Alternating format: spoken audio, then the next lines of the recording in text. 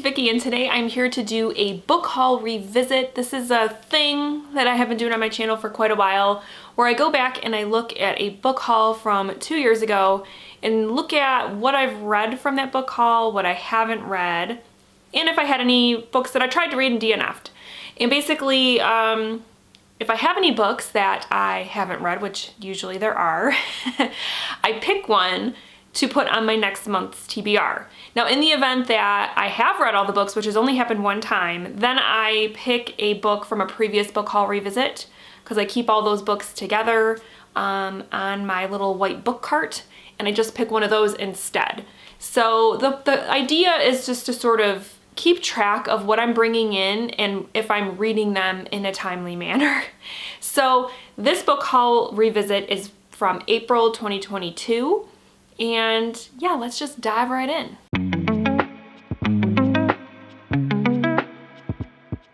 So the first book that I have to show you is one that my husband actually got me for Valentine's Day, but I've been saving it for this haul. And it's called The Family by Louise Jensen. And this one is about a woman who is recently widowed and she has a teenage daughter. They're invited to join this group, I guess is what you could call them. It sounds like they're more like a cult though. And they join this group, and pretty much immediately the woman kind of starts to think like something's not right here and kind of wants to leave, but her daughter gets really, gets really into everything that's going on and is really attached to the leader of this group. And so this woman starts to uncover what this group is all about and, more importantly, why they were invited to join. Okay, so first book, and I have not read it. So it still does sound intriguing to me. I do enjoy a cult story every so often, so I definitely still want to check it out, but that is the first one on the unread pile. So the next stack of books I have to show you were gifts that I got for my birthday. The first couple were from my mother-in-law, so thank you, Tina, if you're watching. The first one that she got me was Know My Name by Chanel Miller, and this one is a memoir about Chanel's experience with being sexually assaulted and the ensuing, not only trial, but the media coverage. And I've heard that this is fantastic. But this book is her story, her experience. Okay, so that's another one I have not read. I can't believe I haven't read Know My Name. Because again, like I just said in the haul, that book is so well received. So many people that I know that have read it have said it's amazing. So yeah, it's another one that is on the unread pile. The next one that my mother-in-law got me is one I'm really excited about. It's another nonfiction book. And I've read this author before and really enjoyed it, like the book I read by her. And this one is by Kate Moore, and it's called The Woman They Could Not Silence: One Woman, Her Incredible Fight for Freedom, and the Men Who Tried to Make Her Disappear. And this is a nonfiction book about a woman named Elizabeth Packard, who in the 1860s was committed into an insane asylum by her husband, not because she had mental health problems, but because he was unhappy with he was unhappy with her. And so because of the customs of the time, he could have her committed to a mental institution even though she did not belong there. And I assume this is about her fighting to get out of that situation. Okay, so finally, one that I've read. I did read The Woman They Could Not Silence. I read it just this past year, actually, and it was a buddy read that I did with my bookish friend Jamie, and I feel like I gave that one 3 or 3.5 stars. It was a little slow, and I had to use the audiobook and sort of like listen to the audiobook as I physically read it because I was struggling to like stay engaged while I was reading it. But otherwise, it was a really interesting story and obviously a topic that is terrible. And so I think it was an important story to read, and it was very well researched and everything. It was a little dry at times and it was a little long, but overall it was good. But like I said, I think I gave it like a 3 or a 3.5 star. So yay, we finally have one for the red pile. And then the last book that my mother-in-law got me was a fiction book called Astonish Me by Maggie Shipstead. And this is about a woman who, when she was younger, she was an up-and-coming ballerina in Paris and had a love affair with another dancer. I don't know if it says what his name was. Arslan Ruzakov. And for various reasons, she leaves the ballet game and is just living kind of a quiet suburban life in, I think, California. And then her son, turns out, is like a ballet prodigy. And so she kind of gets drawn back into that world because of her son. I did read Astonish Me, and I really, really enjoyed it. I actually read it I did a whole vlog. Was that last year or the year before? Now I can't remember. But I did a whole vlog where I read books that all had to do with dance. And so I read this one because it had to do with a ballet dancer, and I really, really enjoyed it. I think I gave it 4 or 4.5 stars. It was so beautifully written. I was totally just captivated by the characters and the story. And I love all things dance, so of course that also helped my enjoyment of the book. But yeah, it was really good. I really enjoyed it. Okay, the next 2 books were actually books that I got for myself for my birthday, because I feel like I always gift myself a book or 2 for my birthday, because I just do. And the first one, I got this book because it was first recommended to me by a subscriber. I can't remember. I want to say it was Sarah, who I don't think she has a YouTube channel, but she's one that I always kind of converse with in my comments in my videos, and she always has really good recommendations. And when she told me about this, I added it to my TBR, and then I recently heard somebody else talk about it, and I can't remember who it was, but when I, had some birthday money, I was like, I'm gonna buy that because it just sounds awesome. And it is called I Remember You, A Ghost Story, and it's by Ursa Sigurdardóttir, I think it's how you say it. And this is a thriller / horror, maybe. All I know is it's about a haunted house and then some other kind of like side story going on having to do with this doctor who's investigating the suicide of an elderly woman. And I'm assuming like the worlds collide or something like that. Okay, so I read I Remember You, and it was a 5-star book. I absolutely loved it. It was one of those books where there were 2 storylines going on that at the beginning you're like, what do these have to do with each other? They seemed to have nothing to do with each other. They were not in the same area of the world or anything like that. Totally different characters, everything. And that was kind of part of the fun, was trying to connect the 2 stories together. And then yeah, it definitely had some creepy moments with some ghosties. Just really great atmosphere. I really loved it. It was one of my favorite books that I read. I think I read it in 2022, and I absolutely loved it. It was a 5-star read. So now we have 3 read and 2 unread. And then the other book that I got for myself is one I got because, I am on this quest to read more poetry, and I remember seeing somebody talk about this poet in like a video about like poetry collections to check out or something like that.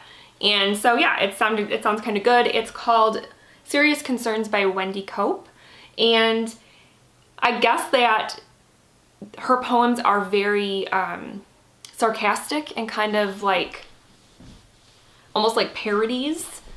And so even though it's called Serious Concerns, it's supposed to be kind of like more like lighthearted and sarcastic. Okay, I did read Serious Concerns, and yeah, it was basically that. It was it played a lot with, if I remember right, it played a lot with words, and and had this sarcasm to it, this sort of, I don't know how to explain it, but it was humor for me. I enjoyed it. It made me chuckle. I think I gave it, I want to say 3 to 4 stars. I can't remember exactly, but it was one I enjoyed and one that I did keep on my shelves, that I would probably visit again. I'm not sure, but yeah, it wasn't bad. It wasn't bad. The next book that I have to show you is one that was sent to me for review by the author, so thank you to her.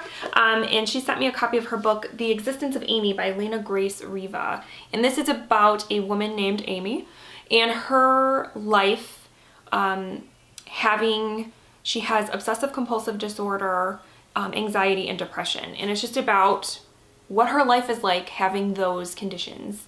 And from what I understand, Lena Grace Riva has also experienced mental illness in her life, and so this will be an interesting insight. I did read The Existence of Amy, and I think, again, I can't remember my rating. I want to say I gave it 4 stars. I thought it was very eye-opening. As somebody who doesn't have OCD or anxiety or depression, I felt like it was just eye-opening to see what the world is like to some people, because I know it's these sorts of things are very personal and can be very different from person to person. So I felt like, though, it still gave me a really great insight into what it's like for some people with these conditions. So yeah, it was well written. Like I said, very eye-opening, and I think I gave it 4 stars. So then the last couple of books I have were ones I picked up either at like library sales or the used bookstore. So I got them for a really good price. The first one is from an author that I read one of her books for middle grade March last year and really enjoyed the read. And apparently she has a bunch of books. Basically, she's like middle grade horror who, you know, and I never read her as a kid, so now I want to like read all her stuff. That author is Betty Wren Wright, and the book I picked up this time was The Dollhouse Murders. And this one is about a young girl who has a dollhouse in her attic that is very creepy, strange. The dolls don't stay in the places where she puts them. Like, she'll put them down and go downstairs and come back, and they have moved. This weird light keeps coming from the dollhouse at night, and she kind of is starting to wonder if the house or whatever is trying to like tell her something, right? Okay, so I have not read The Dollhouse Murders, but I still am super like intrigued by it and want to read it because, like I said, the one Betty Wren Wright book that I have read was really good. It was a really good middle grade, just creepy story. So, and this one is actually, I think, one of her more well-known ones, probably like her most well-known one. So I definitely still want to read that one and hopefully pass it on to my kids once I read it, if they would want to read it. Because I'm not sure. Leia sometimes likes to read the creepy stuff, but I think she's still kind of on the fence about it. So yeah, that's definitely the one that I want to read. But it is on the unread pile for sure. The next book that I got at the used bookstore was one that I saw. Oh my gosh, I can't remember her name, but her Instagram page is Pretty Ex-Bookish, and she recommended this book, and it's called We Need New Names by No Violet Bulawayo. And this is about a young girl named Darling who lives in Zimbabwe, and I believe it becomes unsafe where she lives, and so I don't know if her whole family escapes or if it's just her. I'm not sure, but anyways, she ends up in suburban America and has to basically adjust to life in America, assimilate, and what have you. Okay, so I did read We Need New Names. I remember I listened to the audiobook and I enjoyed it. I think I gave it 4 stars. It was just a really good story about just sort of overcoming obstacles, and like I said, like the main character has to come to America, and I want to say part of it took place in Michigan, which was also kind of a nice surprise. And she, you know, just has to learn how to live life in America, and it's different, you know. And so yeah, I thought it was really good, well written. The main character, I really liked her, so yeah, it was good. I think I gave it 4 stars, I think. And then the last 2 books that I got are Stephen King books that I picked up at the used bookstore because they are ones I'm going to be reading shortly as I go through his books chronologically. They're going to be coming up soon. The first one I got this one actually at my library for like a library sale. And I mentioned it in a vlog. I can't remember which vlog, but I figured I'd mention it again here. But I picked up Desperation, and I really don't know what this is about, and there really is no synopsis other than it's about a town called Desperation. Okay, so I did read Desperation. I think I read it in 2022. I gave it 3 stars because I remember I felt like all I remember about the book, again, I didn't know what it was about going in, and now reflecting on it, a lot of it has left my brain. But I do remember thinking that it was very violent. Like every disgusting, violent, horrible thing that Stephen King could describe in a book, he put it in desperation, I feel like. And it was a lot. It was a lot. but I think overall the story like just wasn't super impactful to me. But it was like, I guess, I wouldn't say an enjoyable read because like I said, it was very gross and violent at times, but I think it was fine. So that's why I think I gave it 3 stars. And then the other one I picked up is The Girl Who Loved Tom Gordon. And this is a short one even for Stephen King. I think it's like, yeah, it's like 230 pages or something. But anyways, this one, if I remember right, is about a girl who is a really big baseball fan, Red Sox, I think. And she gets lost in the woods or something like that. That is what that book is about. And I actually really loved The Girl Who Loved Tom Gordon. I don't know if it was 5 stars. Now that I'm thinking about it, it might have been like 4.5 though, because I think it was just really well written in that short amount of time, and the story was scary, even though, you know, there was nothing. I mean, now I can't remember now if there was a supernatural element to it or not, but just the idea of this little girl, she's out hiking with her brother and her mom, I think, and somehow gets separated from them, and then she's like lost in the woods, and she's having to like try to survive, and she's just completely lost, and that's scary, I think, to anybody, but especially to like a child. And all she has is this radio where she can tune in and she can hear, because she has like a portable Walkman where she can listen to the Red Sox games, and that's sort of her solace as she's trying to save herself in the woods, is listening to the Boston Red Sox play. So I thought it was really, really good.